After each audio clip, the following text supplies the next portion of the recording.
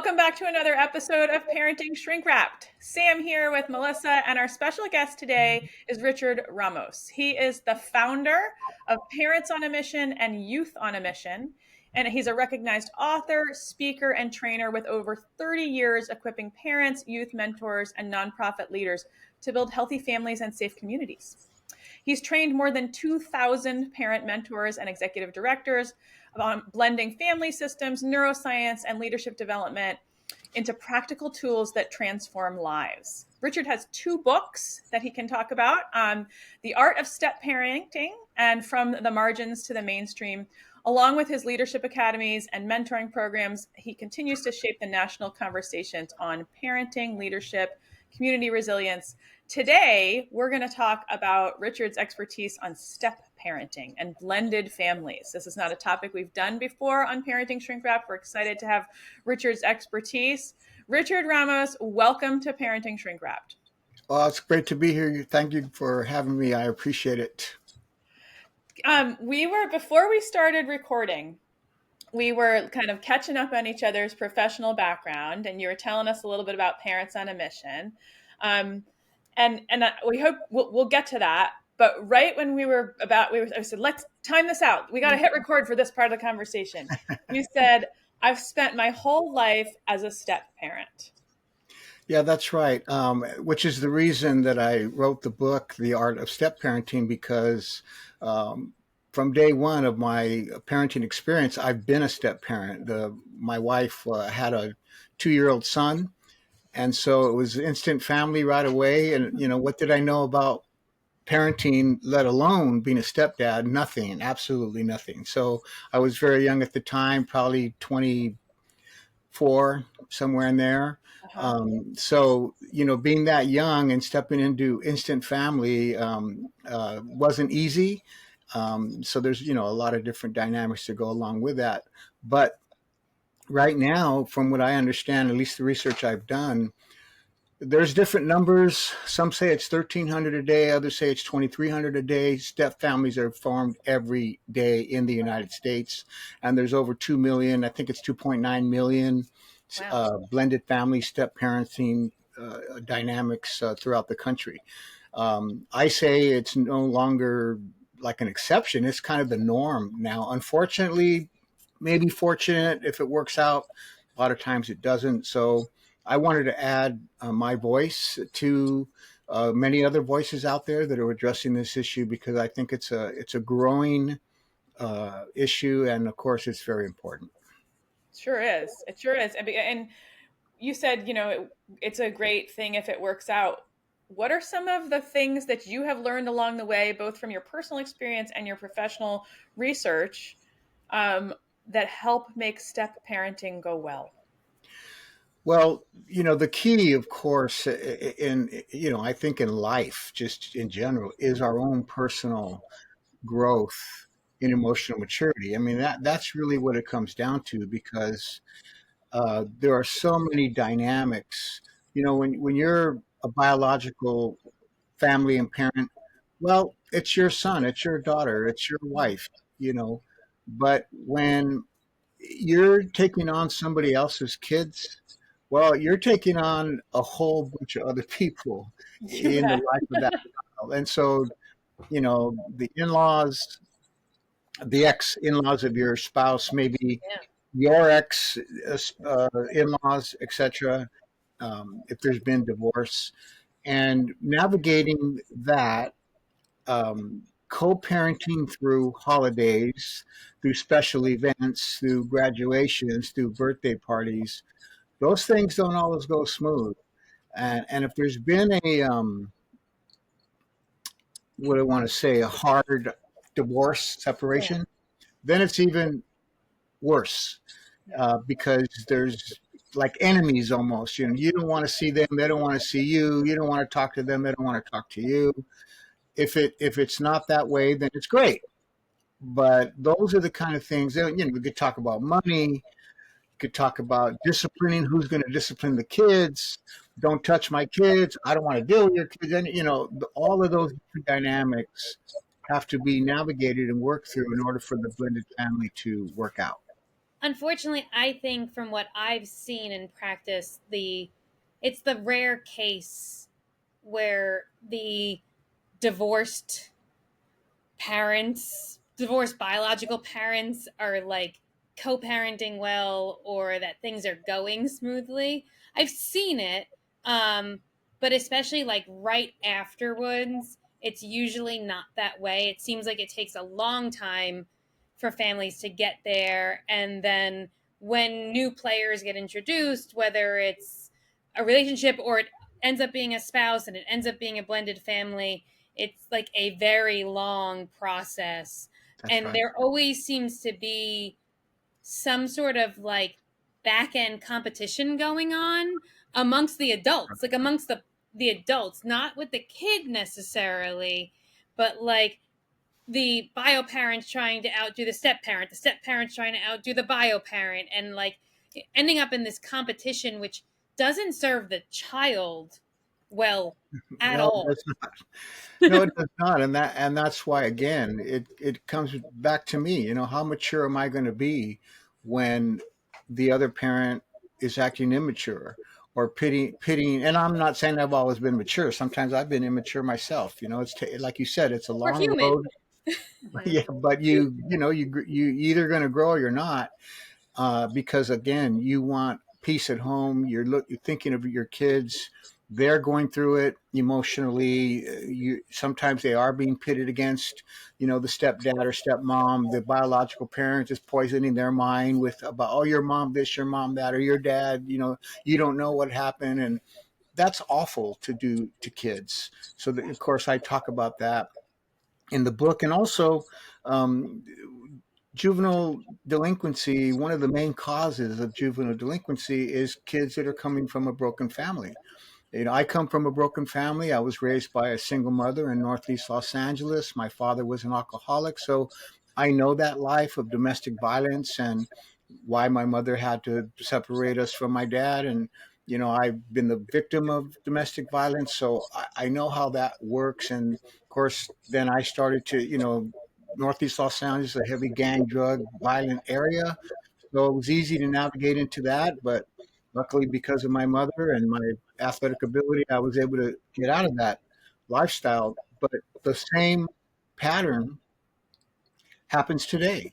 Uh, Mom has a new boyfriend. They last for a year or two, and then it doesn't work out. So Mm-hmm. now maybe years go wouldn't know, and then another boyfriend, and then maybe they get married, and maybe that doesn't work out. Or same with the dad. The dad has a girlfriend and brings him into the family. She's abusive to his kids, especially when he's not around. I mean, there's all of those different things. Well, what ends up happening is that young person now is already going through so much, and then they get out in the community, and people wonder why they join gangs and why they use drugs and why they do other things. Well, a lot of it has to do with coming from a broken home. They're just looking for a sense of connection and peace, and they'll get it how teenagers do, which is with immediate gratification. Yeah. That's right. Mm-hmm. Yeah. You said, I just have to make sure that I like work on myself, right? It occurred to me while you were talking that when you become a step parent, it's because you fall in love with your partner, right? And the kid comes along with that package. That's But in right. order to make this well, you kind of need to also fall in love with the kid who you didn't, that's not who you were dating, right? Like, so That's right. like right, but to make that go, to make this go smoothly, you have to choose to first like and then love the child whose parent you are in love with, right? how Well, how that, to that, do that, that especially when there could be resistance at the kid level, because I find oftentimes what happens is we blame the kid for not making the relationship happen. yeah, that's unfortunate, that does happen. But it is hard to like somebody who doesn't like you, who doesn't want to talk to you, especially if they're young. And my first experience, my son was 2 years old, and his dad is a great man, good father, and had a very good relation. He still has a great relationship with. I say my son, I don't like to use stepson, but Yeah. that's what we're talking about. But um, so in the early days when he would leave us and go visit his dad, when he would come back, he wouldn't even talk to me. He wouldn't look at me. He wouldn't talk to me, wouldn't acknowledge me. And it would take us time to rebuild that bridge. And then he'd leave again, and I so was it was going to say those schedules are tough, Richard, because usually if it's like a few days and a few days, by the time you're rebounding, right. it's Well, and that's the other thing about, how divorced parents work out the visitation rights, because they usually do not think of the kids' welfare. They're thinking of themselves and, getting back at, whatever happened. And I don't believe it's good for the 50-50 or every week or every 2 weeks. Those kids need stability, emotional security, things like that. And so it's very difficult. But that is to get back to the question, learning to like, the kids, and then eventually to have a love for them. That again goes back to you. Yeah. Why are you not going to do that? And then you could justify it with, well, they don't like me, or they this or that, they talk back, or they don't respect their mother, or their dad's always there's all of these rational reasons we can have in our heart and mind. But the key is, what about that kid? What is best for them? And what is best for them is a connection with me as their stepdad, to love them unconditionally and to not favor my children over them. And that is not easy to do. No. So that leads me to ask about discipline, because I have this I say, when I'm doing parent coaching, like, you need to make sure that you're putting enough deposits in the relationship bank so that when you make a withdrawal, the relationship can withstand it. And That's generally right. speaking, discipline or correction is a withdrawal. Or when if you're a teenager, just making a request of them is a withdrawal. constant withdrawal, Sam. Right. So, like, you have to make deposits. If Right. like, as a step parent, sometimes, like, you haven't been in the picture long enough when a kid starts behaving in a way that's objectionable. How do you navigate, like, correcting them or suggesting a different course of action when the bank account may be kind of thin? Well, I'll give you the answer first and then talk about my experience. But Yeah. the key is that I teach parents is connection before correction. Mhm. That's the key. You have to have a connection. Well, what does that take? That takes building relationship. The mistake I made, I come from my mother was a very strict disciplinarian. Hopefully I'm not as, I don't think I'm as strict as her, but if you ask my kids, they probably say, Dad, you're strict, So when I first started to discipline my stepkids, it was too soon. It was Mhm. too soon. I was way out of line. But my problem was they were so disrespectful to their mother. Yes. And I was not having that. I'm like, you don't talk to your mom that way, or you don't ignore her. She's asking you to do something, and it just wasn't my place. And this was even before we got married. So um, it just wasn't the time. So, but I learned, of course, I've learned, that was years ago. I learned over time that it wasn't working. It wasn't helping, and in the book I talk about, if you looked at us today, you'd say, gosh, what a great family. What a great blended family. Look at the way they love each other. They spend time together. They party together. They vacation together. They, you know, Christmas, all of that. That's looking from the outside in. From the inside out, we have come a long way, and we have a wonderful blended family, but it took a lot of work. Yeah, a lot of work, and a lot of growth on my part and on my wife's part. So it's it's um, it's a monumental challenge. And then when you start disciplining kids, again, if you've made the connection, once they know you're genuine, you really have shown them, hey, I've tolerated, put up with, I love you, blah blah blah, all of that stuff. Then they'll accept the discipline, and that's what I experienced. But it took time.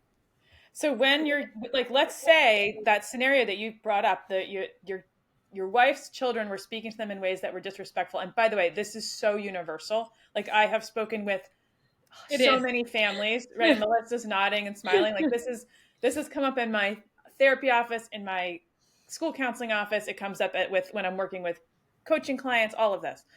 Let's say that that's the situation. So like kids are speaking disrespectfully to their biological parent, and either you're dating that parent or you're married to that parent, but it's too soon. It's still too soon. And you're like, this tension, this is the house I live in. There are these kids running ripshod all over the house. Like if these were my kids, I would put this in work. What do you do? Do you talk to your spouse behind the scenes and say like, hey, like, let's talk about some ways to correct that?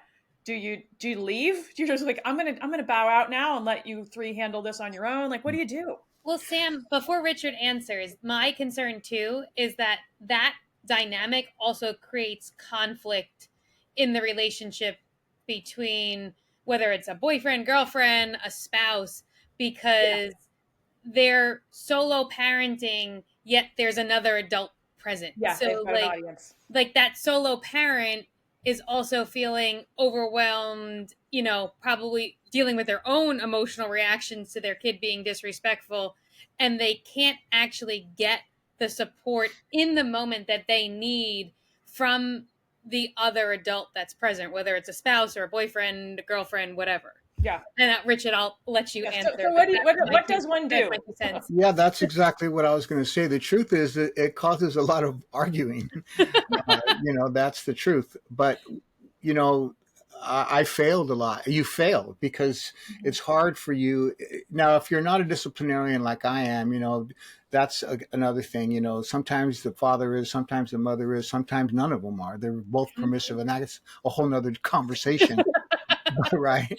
That's another episode. Oh my God. We don't want to get started on that one. We'll be here all day. That's, by the way, is episode number 1. It's parenting styles. Okay. That was our very first episode of Parenting Shrink Wrapped. If you want to talk, you listen to permissive, authoritarian, and authoritative parenting, go back to episode number 1. Yeah. Sorry. Yeah. And that's exactly what we teach in Parents on a Mission, the authoritative. That's what we recommend. And we talk about the permissive and the dictator, that I've been that person as well. But yeah, what do you do? Now a lot of it also has to do with the age, how old the kids are when you come into their life. So, and the other also has to do with the gender. Now, if I'm a man marrying a woman with boys, that's going to be a different challenge than if she has girls. If she's a woman coming into the relationship with a man and he has girls, that's going to be different than if it's just boys. In our case, my wife has 3 boys, and I have 2 boys and 3 girls. So we're a blended family of 8, and that the dynamics there make a difference, and the ages make a difference as well. So the discipline part, sometimes I would just go outside and say, hey, I can't take this. I can't handle it. I want to say something, but I already did that and it doesn't work. And it just causes my wife and I to get in an argument, or when they get a little older, now I'm arguing with them. You're not my dad. You don't, that one, that you're not my dad thing. You're not my mom. You can't tell me anything. And then I'm, like, no, I'm not having that. That's not the way it's going to be around here. No, I'm sorry. Mm-hmm. So, sometimes to answer your question, I'm just being honest. Sometimes you're going to handle it right, and sometimes you're not. Yep. But the more you can learn to handle it right, meaning you're not going to jump in the middle of it. You're going to try to be a peacemaker. You're going to walk away. You're going to maybe try to get some help from an uncle or an aunt or somebody else who needs to help, her sister that's being disrespected, something like that. Maybe the kids will listen more to that other person outside of, your immediate home. That's, something that I did every once in a while. I would ask for, hey, man, can you talk to him? Because I can't, but he's really getting out of line with his mom. So, I don't have this wonderful magic answer. It's just real life. But again, I go back to what I call, you got to be the gardener and the rose at the same time, which means work on yourself. I love that. I've never heard that analogy before. Yeah. I like that analogy. You can and use it all. I give it to you. Use it. I will.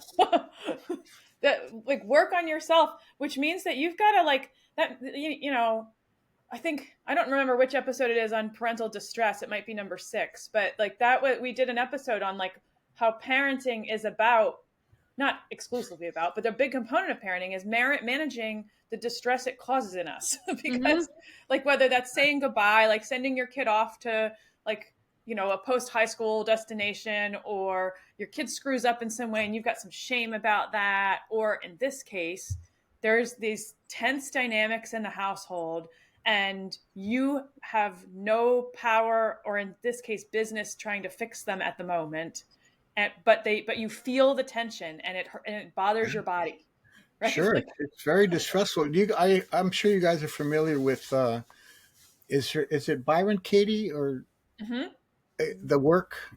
You know, are you familiar with her work? Yes, She is it Byron Katie? I know yes, it is. Yep. It most is. people. Yeah. Well, that really helped me when I read her book and watched some of her videos, to think about, you know, that one question she asks is, how do you feel when you think that way about that person? You Mm. know, and you really, it's like, yeah, why am I, why do I want to feel this way? I don't.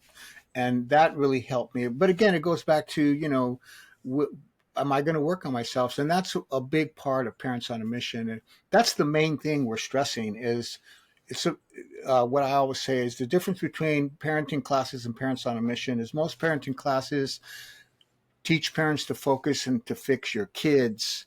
Parents on a Mission teaches us to focus on ourselves and fix ourselves.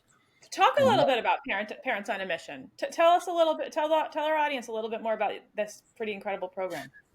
yeah, it's a leadership parent leadership program, really. As I said, our focus is not on the problems that rebellious youth create. Our focus is on the problems that create rebellious youth, Mm. which is usually in the home. Why do kids, commit acts of violence? I say it's because of an angry heart, and the angry heart is usually a result of unresolved injustices that usually happen in the home. That was my personal experience. So, what does that mean? That means that mom and dad, we have an innocent baby here.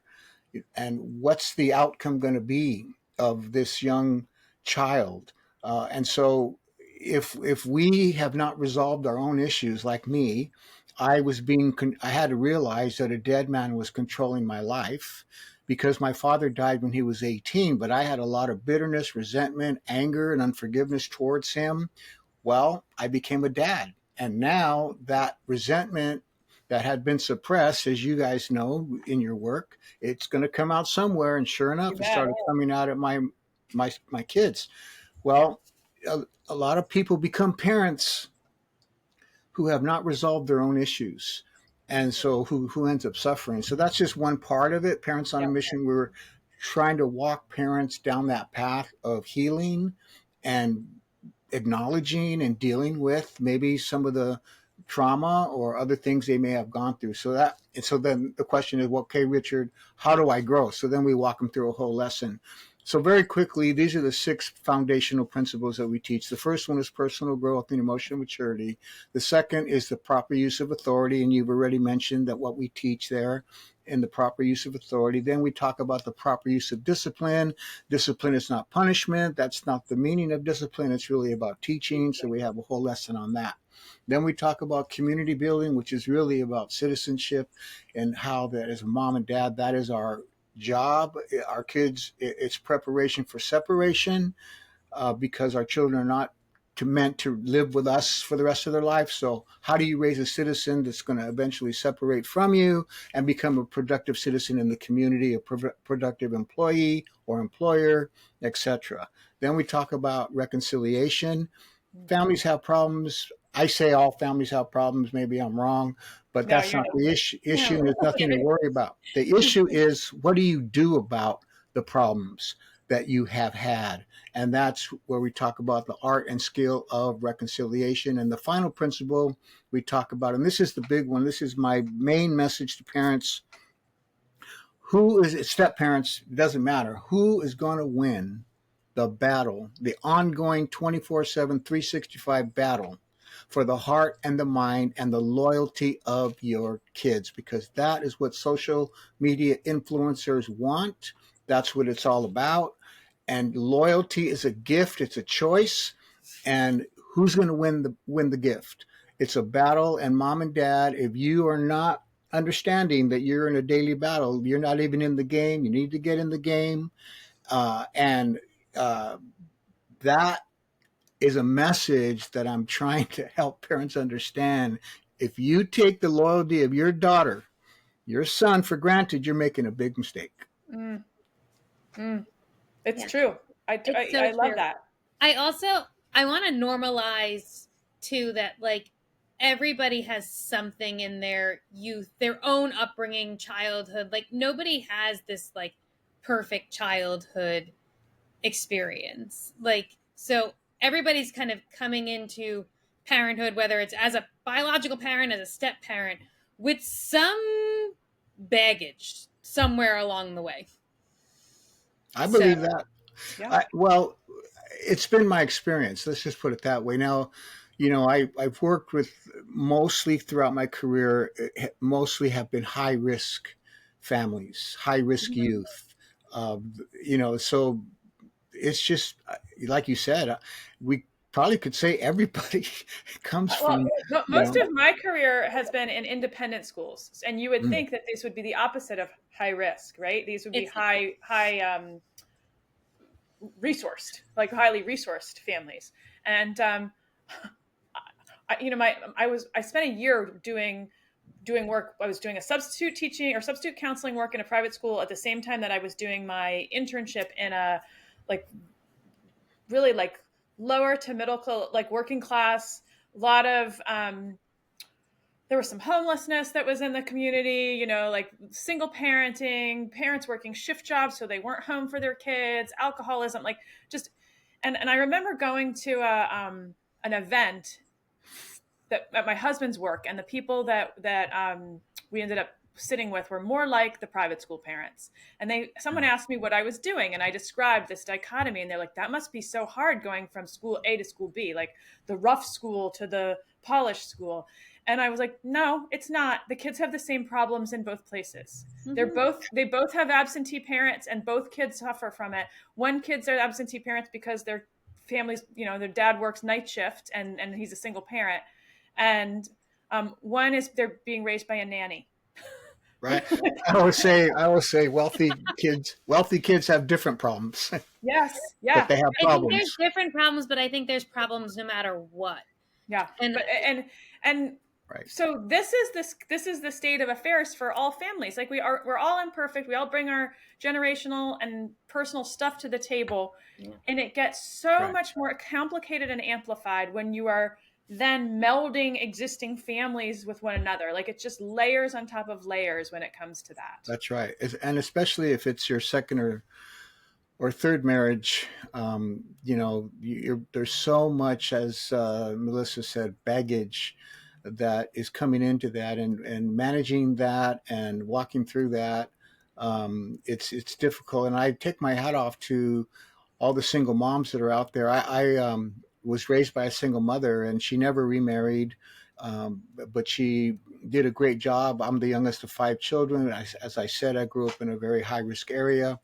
And so, if you're a single mother out there listening, and that you can do it, don't feel like you need to, if you're a single father, don't feel like you need that other partner for your kids. Although it's wonderful if you do find that right person, but if you don't, well, you're bringing into the life of your children a whole lot of problems, and sometimes those things can get real ugly. I'm sure you know what I'm talking about. That happens a lot with stepdads and their stepdaughters, or stepmoms and other things that happen. So I want to encourage you, if you're a single mother, you can do it.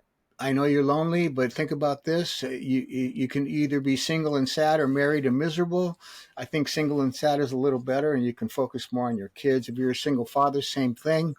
Hopefully you could find the right person if you're a single parent out there, but I just want to encourage you. You can do it. Give your time and priority to your children as long as you can. If you come into a relationship like I have, and it's been great, that's wonderful. But I just want to say an encouraging word to single moms and dads out there. I'm glad you did. Thank you. Richard, tell us again the books. Tell us again the titles of the books. They'll be in the show notes, but tell us again. Yeah, Parents on a Mission, How Parents Can Win the Competition for the Heart, Mind, and Loyalty of Their Children. That's on my website. From the Martins to the Mainstream, I wrote that book to teach young people how to become a community leader. That's also on my website. And my most recent book, The Art of Step Parenting, How to Blend Families Without Tearing Them Apart. All of those are available on my website. And also the online course now, which is brand new for the Parents on a Mission. If you don't have a class or you don't like to read a book, you can watch the videos, the online Parents on a Mission class. It's all at richardraramos.com. That's my website. Don't forget my middle initial, because there's a lot of Richard Ramoses out in the world. So it's richardraramos.com. We'll make sure to put the link in the show notes for all of this for our listeners so that they can come see it for themselves. I can't thank you enough for being on with us today. This was an amazing conversation. I hope our listeners also learned a bunch. I know I'm taking away a bunch from this episode. I know by the look on Sam's face that she is as well. So thank you so much. And thank you for the work that you're doing and what you're putting out there. And that's such an amazing resource. I really want our listeners to really make sure they check out your website and your books. They are great resources, no matter where you're at on the parenting journey and no matter what your background is. I think it's valuable for everyone. Thank you guys for having me, and congratulations on the work you guys are doing as well. Thank you. Well, thank you for listening to another episode of Parenting Shrink Wrapped. We hope you'll join us for the next one. We love you. We love your kids. Keep raising the next generation of world changers.